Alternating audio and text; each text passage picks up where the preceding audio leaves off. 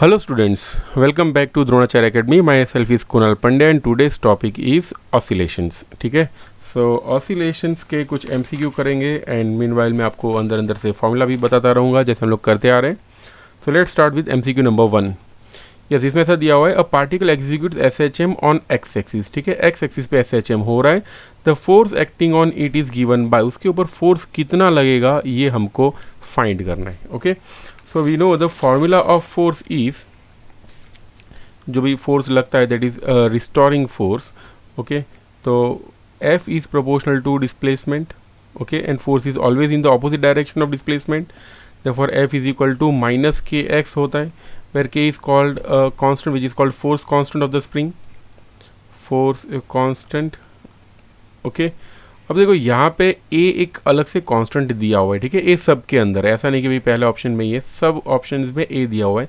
So we will consider A to be a constant. अगर हम लोग A को कांस्टेंट मान लेते हैं तो हमारा इक्वेशन कुछ ऐसा भी हो सकता है, F is equal to minus A KAX.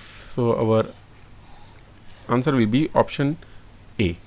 ठीक है, so this was our MCQ number 1. बढ़ते दूसरे MCQ की तरफ. देखो क्वेश्चन में ऐसा दिया हुआ है, a simple pendulum with a bob of mass m oscillates from A to C. पहले है वो A पे, initially it is at point A, और फिर वो सीधा चला जाता है पॉइंट C पे, और C से वापस वो आ जाता है B पॉइंट पे. ठीक है, और ये जो हाइट दी हुई है इट इज़ h, देखो डायग्राम में दिख ही रहा है. The acceleration due to gravity is g. Okay, यहाँ पे एक्सेलरेशन ड्यू टू ग्रेविटी दिया हुआ है g. तो हमको वेलोसिटी फाइंड करना है बॉब की when it will pass from point B. ठीक है, बी से जब वो पास होगा तब उसकी वेलोसिटी कितनी होगी ये हमको फाइंड करना है. ठीक है, so according to law of conservation of energy, जितनी एनर्जी ये वाले पॉइंट पे होती है उतनी एनर्जी ये वाले पॉइंट पे होनी चाहिए. चलो, ये वाले पॉइंट पे एनर्जी कितनी होती है, it is gravitational potential energy, that is mgh. और इस पॉइंट पे आते आते it will get converted into kinetic energy totally. ठीक है, बिकॉज यहाँ पे कोई लॉस हो रहा है ऐसा हमको नहीं बोला हुआ. So we can say it is suppose half mv². तो पहले थी ये पोटेंशियल एनर्जी और लेटर ऑन ये पोटेंशियल एनर्जी कन्वर्ट हो गई काइनेटिक एनर्जी में. ठीक है, it got converted into kinetic energy. Now according to LOC लिख रहा हूँ, यानी है लॉ ऑफ कंजर्वेशन. ठीक है, अकॉर्डिंग टू LOC यानी law of conservation of energy, हम लोग ये कह सकते हैं that mgh is equal to half mv². ये दोनों सेम होंगे, इससे हमको ये पता चलेगा, mm कट हो जाएगा, will get v² is equal to 2gh. तो इससे ये पता चलेगा that v is equal to root of 2gh and hence हमारा आंसर होगा ऑप्शन बी. ठीक है, that is our answer. So this was MCQ number 2. थोड़ा law of conservation of energy था, और ये याद रखना ये पॉइंट A से C तक गया या कहाँ से भी, मान लो C से ही अगर मोशन स्टार्ट हो रहा होता है तो कुछ भी हो जाए, ये सब केस में आंसर यही रहेगा. ठीक है, बिकॉज ग्रेविटेशनल फोर्स और we can say gravitational field is a conservative field, it just depends on the initial and final positions. ठीक है, वो पाथ पे डिपेंड बिल्कुल भी नहीं करता. देखते हैं MCQ नंबर 3. इसमें ये दिया हुआ है, particle performs SHM with amplitude. यहाँ पे एम्पलीट्यूड दिया हुआ है A is equal to 0.01 metre and the frequency of its oscillation is F is equal to 60 hertz. ये उसकी फ्रीक्वेंसी दी है. हमको फाइंड करना है मैक्सिमम एक्सेलरेशन. ठीक है, एक्सेलरेशन फाइंड करना है. सबसे पहले मैं आपको बता देता हूँ कि एक्सेलरेशन का फॉर्मूला क्या होता है. The formula of acceleration A is equal to minus ω²y. ठीक है, this is the equation for acceleration in case of SHM. ठीक है, सिंपल हार्मोनिक मोशन में इतना एक्सेलरेशन हमेशा होता रहता है. अब अगर ये एक्सेलरेशन है तो मैक्सिमम एक्सेसी, इसमें ये जो y है वो है डिस्प्लेसमेंट. ठीक है, y इज डिस्प्लेसमेंट. ये डिस्प्लेसमेंट मैक्सिमम कितना हो सकता है, मैं यहाँ पे लिख रहा हूँ मैक्सिमम डिस्प्लेसमेंट हो सकता है y is equal to A.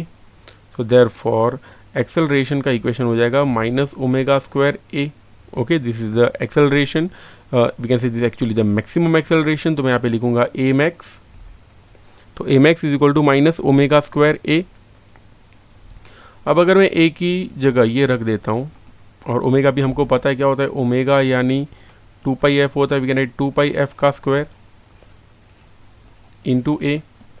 that will give 2 into 3.14 into 60 the whole square into amplitude is 0.01, that will give approximately, अगर मैं पाई को, बिकॉज यहाँ पे पाई को पाई ही रखा हुआ है, मैं यहाँ पे पाई रखता हूँ, अगर मैं पाई को पाई रख दूँ विल गेट आंसर 144, ये 6 2 12 होगा, 12 का स्क्वायर 144 होता है, इसलिए मिलेगा 144 पाई स्क्वायर, ओके, मीटर पर second square, that is a unit.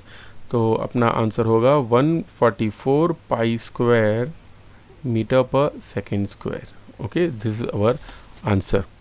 अब देखते हैं नेक्स्ट एमसीक्यू नंबर 5। इस टाइप के क्वेश्चंस बहुत आते हैं और बहुत इजी होते हैं एक्चुअली, ये वाले थोड़ा पढ़ना पड़ता है और थोड़े से कॉम्प्लिकेशंस, मान लो कहीं पे भी रेजिस्टिव फोर्स आ गया तो थोड़ा न्यूमेरिकल बड़ा हो सकते हैं।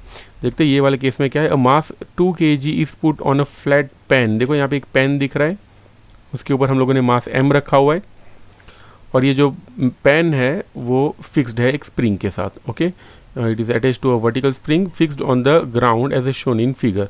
The mass of the spring and pan is negligible, spring और पेन का मास नेग्लिजिबल है। So when spring is pressed and release, spring को प्रेस करके यानी नीचे ले आओ और छोड़ दो तो क्या होगा, ये ऑसिलेशन स्टार्ट हो जाएंगे, okay. Then the mass executes a simple harmonic motion. The spring constant दिया हुआ है k is equal to 200 newton per meter, this is force constant. What should be the minimum amplitude of the motion, हमको find करना है कितना amplitude होना चाहिए so that the mass gets detached from the pan, ये mass pen से detach हो जाए, उसके लिए मिनिमम एम्पलीट्यूड ऑफ मोशन कितना होना चाहिए ये हमको फाइंड करना है, ओके। और g की वैल्यू दिया हुआ है, इट इज़ 10 मीटर पर सेकेंड स्क्वायर। तो देखते हैं सबसे पहले सी व्हेन ये जो पेन और ये स्प्रिंग, सॉरी पेन और ये मास, ये कांटेक्ट कब लूज़ करेगा। सी इमेजिन एक ये मास ऐसे जब ऊपर और नीचे ऑसिलेट हो रहा हो, तो जब ये मास ऊपर जाएगा और ऊपर जाने के बाद जब वापस नीचे आ रहा है, at that time there are chances that it can lose the contact, ठीक है। तो अगर ये ऑसिलेशन हो रहे स्प्रिंग के, मास ऊपर है, तो कांटेक्ट कब लूज करेगा, when it will reach its maximum displacement, that is called amplitude, और वही एम्पलीट्यूड हमको फाइंड करना है। तो सी एट एक्सट्रीम पोजीशन,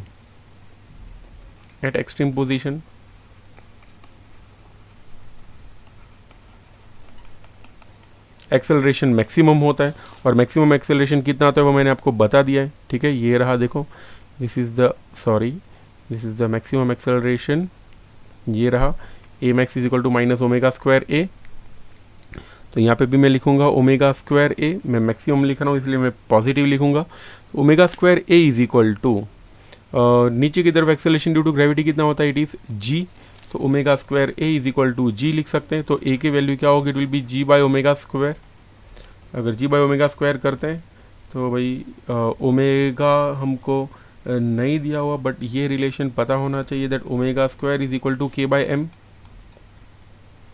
के कितना दिया हुआ है, फोर्स कांस्टेंट दिया हुआ है, देखो इट इज़ 200 और मास है 2, ये कट होके आएगा 100, तो ओमेगा की वैल्यू होगी 10, और ये जो 10 वैल्यू है वो हमको यहाँ पे काम आने वाली है। देखो जी की वैल्यू है 10 और ओमेगा की वैल्यू है 10, ओके, स्क्वायर करके लिखे तो 100 है, तो आंसर क्या होगा हमारा 0.1 मीटर। अगर 0.1 मीटर है तो सेंटीमीटर में होगा 10 सेंटीमीटर। अब देखते हैं नेक्स्ट क्वेश्चन नंबर 6। इसमें ये दिया हुआ है point perform simple harmonic motion of period T and equation of motion is given by, देखो इक्वेशन ऑफ मोशन रेडीमेड दिया हुआ है, x is equal to A sine of omega t plus pi by, यहाँ पे 0 दिया हुआ है but actually यहाँ पे आना चाहिए 6, okay, it is pi by 6। हमको फाइंड करना है after the lapse of what fraction of time, कितने टाइम के बाद, यानी टाइम फाइंड करना है। The velocity of the point will be equal to half of its maximum velocity, यानी वेलोसिटी हो जाएगी उसकी मैक्सिमम वेलोसिटी डिवाइडेड बाय 2, ठीक है। उसके लिए कितना टाइम लगेगा ये हमको फाइंड करना है। सबसे पहले वेलोसिटी का इक्वेशन आपको बता देता हूँ। वेलोसिटी का इक्वेशन होता है omega square, v square is equal to omega square A square minus x square या वाई स्क्वायर, ठीक है। This is the equation of velocity, ठीक है, ये वेलोसिटी का इक्वेशन है। तो मैक्सिमम वेलोसिटी का स्क्वायर करके लिखें, वेलोसिटी मैक्सिमम तब होगी जब एक्स की वैल्यू 0 हो जाए। तो ये होता है omega square A square, we can write v max is equal to omega into A. This is the equation of maximum velocity. फिर से बता रहा हूँ, वेलोसिटी तभी मैक्सिमम होगी जब डिस्प्लेसमेंट 0 हो जाए, यानी जब भी कोई चीज़ ऐसे ऑसिलेट हो रही है लाइक दिस, यहाँ से यहाँ ऐसे अगर ऑसिलेशंस हो रहे हैं तो मैक्सिमम वेलोसिटी ये वाले पॉइंट पे होगी, दिस इज़ वी मैक्स, और ये वाले पॉइंट पे वेलोसिटी 0 होती है। और एक्सेलरेशन की बात करें तो ये वाले पॉइंट पे एक्सेलरेशन 0 होता है, बिकॉज मैक्सिमम वैल्यू का डिफरेंशिएशन भी हमेशा 0 होता है according to that, and also acceleration यहाँ पे बिल्कुल भी नहीं होगा। ओके, और ये वाले पॉइंट पे देखें तो एक्सेलरेशन मैक्सिमम हो गई, यहाँ पे भी एक्सेलरेशन मैक्सिमम, यहाँ पे भी एक्सेलरेशन मैक्सिमम हो जाए, ठीक है। ये ग्राफ भी दिया हुआ है बुक में, थोड़ा देख लेना एनसीईआरटी में।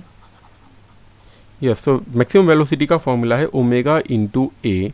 तो वी कैन राइट यहाँ पे वेलोसिटी का जो भी होगा वी मैक्स की जगह में ओमेगा ए लिख दूँ तो I will get omega A by 2। Okay, so this is velocity. अब देखते हैं कि ये जो ऑसिलेशंस हमको मिल रहे हैं, ठीक है, फॉर दैट ये दिया हुआ यहाँ पे पाई by 6। Okay, so accordingly we can write x की value will be a root of 3 by 4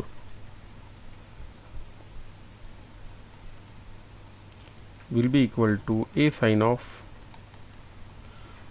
omega t plus pi by 6। Okay, सो अगर मैं ए को कट कर देता हूँ, ठीक है, दोनों साइड अगर मैं स्क्वायर ले लूँ देन आई विल गेट, इसको हटा देते हैं, यहाँ पे ए जो यहाँ पे दिया हुआ इट इज़ स्मॉल है, मैंने सब में कैपिटल ए कर दिया है, ठीक है। So this should remain our capital a. सो अगर दोनों साइड स्क्वायर कर लेते, या फिर ऐसे भी लिख सकते हैं root 3 by 2 is equal to A sine of, sorry just sine of omega t plus pi by 6। याद करो साइन थीटा अगर रूट 3 बाई 2 हो तो थीटा की वैल्यू होती है 60 degree. I can write omega t plus pi by 6 is equal to 60 degree, और 60 degree यानी क्या होता है हमेशा, इट इज़ पाई बाई 3। तो ओमेगा 2 की वैल्यू होगी pi by 3 minus pi by 6। Okay, अगर pi by 3 minus pi by 6 करते हैं तो मिलेगा pi by 6। I can write omega t is equal to pi by 6। Omega यानी होता है 2 पाई एफ, तो I can write 2 pi f t is equal to pi by 6। तो ऐसा कुछ होगा, या फिर डायरेक्टली हम लोग ये भी लिख सकते हैं omega is equal to 2 pi by t करके,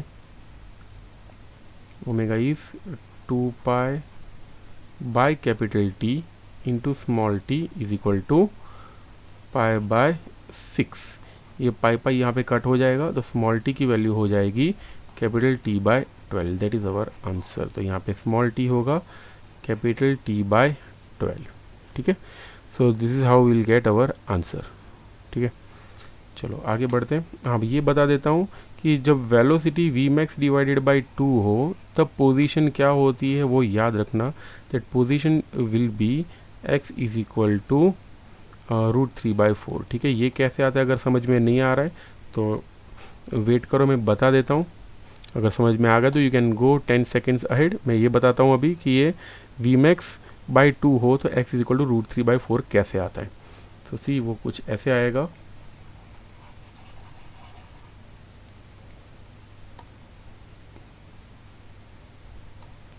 यस। सो अगर वेलोसिटी का इक्वेशन देखें, v इज इक्वल टू क्या होता है, it is omega square root of A square minus y square is actually the equation. यहाँ पे मैं x भी लिख सकता हूँ। अब वेलोसिटी जब हो जाए ओमेगा बाय ए, यानी ए ओमेगा बाई 2, एक्चुअली यस यहाँ पे ओमेगा ऐसा होगा, तो हमें मिलेगा ओमेगा और root of A square minus x square. अगर ये ओमेगा कट कर देते हैं और दोनों साइड स्क्वायर कर दे तो हो जाएगा a square by 4 is equal to a square minus x square. So therefore x square की वैल्यू हो जाएगी a square minus a square by 4। So therefore x square will be 3a²/4, therefore x की value हो जाएगी a√3/2। इसीलिए हम लोगों ने वहाँ पे √3/4 लिखा था, या √3/4 भी लिख सकते हैं, या फिर √3 ऊपर लिखे तो √3/2 नीचे हो जाएगा, ठीक है। So this is how we can solve this MCQ। आगे बढ़ते हैं, MCQ नंबर 11। ये दिया हुआ है particle execute simple harmonic motion with an angular velocity and maximum acceleration of this and this, ठीक है। तो जो पहला वाला दिया हुआ है वो है angular velocity, that is 3.5 radian पर सेकेंड, और एंगुलर एक्सेलरेशन दिया हुआ है, सॉरी मैक्सिमम एक्सेलरेशन दिया हुआ है सिर्फ, इट इज़ 7.5 मीटर पर सेकेंड स्क्वायर, ठीक है। ये दोनों चीज़ें हमको दी है और फाइंड करना है amplitude of oscillations. We want to calculate the amplitude of oscillations, यानी हमको फाइंड करना है ए। तो सी ये जो दिया हुआ है ना मैक्सिमम एक्सेलरेशन दिया हुआ है, ठीक है, this is a max, okay, थोड़ा अच्छे से लिख देता हूँ, दिस इज ए मैक्स, यानी मैक्सिमम एक्सेलरेशन दिया हुआ है। आपको मैक्सिमम एक्सेलरेशन का इक्वेशन अभी मैंने बताया, ए मैक्स का इक्वेशन क्या होता है, it is omega square into a. तो एम्पलीट्यूड का इक्वेशन हो जाएगा a max by omega square, therefore a will be, a max दिया हुआ है हमको 7.5 और ओमेगा का स्क्वायर यानी 3.5 का स्क्वायर। ये अगर हम लोग कैलकुलेट करके देखें तो अप्रोक्सीमेटली आंसर आ रहा है 0.61 metre. So our answer will be 0.61 metre, ठीक है। So this was MCQ number 11। अब देखते हैं MCQ नंबर 12। 12 में ऐसा दिया हुआ है that the period of oscillation of mass m suspended by spring is a 2 second, यानी पीरियोडिक टाइम दिया हुआ है t is equal to 2 second, sorry t is equal to 2 second, ये दिया हुआ है, ओके। जब मास हो m, अगर मास जो है वो 4m हो जाता है, इफ मास बिकम्स 4m, तो पीरियोडिक टाइम कितना होगा ये हमको फाइंड करना है। इन शॉर्ट ये वाला जो इक्वेशन है, सॉरी ये वाला जो MCQ है वो हमको ये पूछ रहा है what is the relation between time and mass, ठीक है। टाइम और मास के बीच में क्या रिलेशन होगा ये हमको फाइंड करना है, ठीक है। चलो सबसे पहले देखते हैं पीरियोडिक टाइम का इक्वेशन, ओके, मास के टर्म्स में। t इज इक्वल टू क्या होता है, ये मैं t1 बोल देता हूँ, this is t1, sorry t2 find करना है हमको, इसको m1 बोल देता हूँ, m1 इज m और m2 is equal to 4m, ऐसे लिख देते तो थोड़ा अच्छा रहेगा। अब देखो t का इक्वेशन होता है t is equal to 2π√m/k, ठीक है, this is the equation. So therefore t is proportional to √m, therefore t1/t2 की वैल्यू क्या होगी, it will B √m1/m2, therefore t1 दिया हुआ है 2, t2 दिया हुआ है हमको नहीं पता क्या है वो, इज इक्वल टू √m1 कितना, इट इज़ m, और m2 कितना, इट इज़ 4m। ये कट होगा, will get 2/t2 is equal to 1/2, from that we get t2 is equal to 4 second. So हमारा आंसर होगा 4 सेकेंड, ठीक है। सो चलो आगे बढ़ते हैं, MCQ नंबर 13 देखते हैं क्या है ये।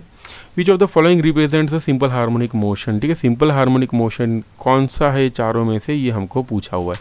तो सबसे पहले याद रखना स्क्वायर वाले इक्वेशन कभी भी सिंपल हार्मोनिक मोशन नहीं होते, इसलिए आंसर ये आएगा ही नहीं। देखो साइन ऑफ 2ωt यानी क्या होता है, it is 2 sin theta, theta के टर्म्स में लिखे ना अच्छा रहेगा, yes 2 sin theta cos theta होता है। तो अगर sin 2 थीटा वाला कोई भी आ रहा है तो भी वो सिंपल हार्मोनिक मोशन नहीं होगा। तो देखो यहाँ पे दिख रहा है हमको sign of 2ωt, so therefore ये भी पॉसिबल नहीं है। सो of course this equation is possible in this 4 cases, ठीक है। जो 4 दिए उसमें से यही ऐसा है जो करेक्ट मैच कर रहे हैं। So therefore a will be our answer. Question number 27, ये दिया हुआ है 1/4 length of a spring of force constant के इज कट अवे। देखो ये जो है हमारी एनसीईआरटी में नहीं दिया हुआ, इसलिए स्पेशल मैंने रखा हुआ है। क्या दिया हुआ है, that the spring is cut, okay. अगर स्प्रिंग को कट करेंगे तो रिमेनिंग पार्ट, यानी वो 1/4 जितना हम लोगों ने कट कर दिया, तो जो रिमेनिंग पार्ट बचता है उसका फोर्स कांस्टेंट कितना होगा ये फाइंड करना है। एक रिलेशन याद रखना, के is directly proportional to 1/L, और we can say k is inversely proportional to L, okay. यानी अगर एक स्प्रिंग है, ठीक है, this is suppose a spring को अगर हम लोग काट देते हैं तो फोर्स कांस्टेंट जो है, यानी लेंथ को डिक्रीज करने से फोर्स कांस्टेंट बढ़ जाएगा, यानी जितनी लंबी स्प्रिंग होगी सेम मटेरियल की, ठीक है, सेम मटेरियल की 2 स्प्रिंग इमेजिन करो, तो जो लंबी वाली स्प्रिंग होगी उसका फोर्स कांस्टेंट कम होगा, ठीक है। So k is inversely proportional to L, okay. अब देखो 1/4 कट कर देते, ठीक है, 1/4 इज कट, तो बचेगा कितना, यू कैन से 3/4 के इज रिमेनिंग, बात खत्म, ओके। सो हमारा आंसर होगा 3/4 के, ठीक है, याद रखना relation k is inversely proportional to L. आगे देखते हैं, lift ascending with acceleration of g/3, यानी लिफ्ट नीचे की तरफ आ रही है, दिस सपोज लिफ्ट जा रही है नीचे की तरफ, एक्सेलरेशन है a is equal to g/3, earth का तो एक्सेलरेशन लग ही रहा है, वो तो g होता ही है, ठीक है, दोनों एक ही डायरेक्शन में, तो याद रखना अगर दोनों एक ही डायरेक्शन में तो माइनस होने ही वाला है, ठीक है, दिमाग में ऐसा फिट करके रखना। Find the time of simple pendulum of length l kept in lift, अगर लिफ्ट में अगर पेंडुलम रखा होता, ओके, लाइक रखा हुआ है एक्चुअली इसके अंदर, तो इसका पीरियडिक टाइम कितना होगा ये हमको फाइंड करना है। सबसे पहले periodic time of simple pendulum क्या होता है, इस 2π√L/g, ठीक है, दिस इज द इक्वेशन। अगर यहाँ पे g की वैल्यू चेंज हो जाती है तो कितना हो जाएगा, इट विल बी 2π√L, देखो नीचे जा रहे हैं तो दोनों को माइनस करना है, g माइनस g/3, तो that will give t is equal to 2π√3L/2g, ठीक है। सो ये अपना आंसर होगा। अगर मान लो इसी केस में ऐसा बोला होता कि लिफ्ट ऊपर जा रही है, ठीक है, for upward motion,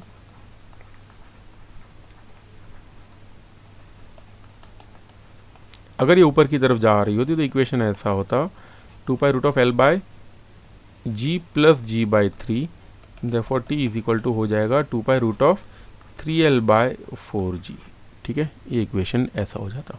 so that was all for this chapter. कुछ अगर डाउट लग रहा हो तो आप लोग मुझे ज़रूर से कमेंट सेक्शन में बता सकते हैं। सो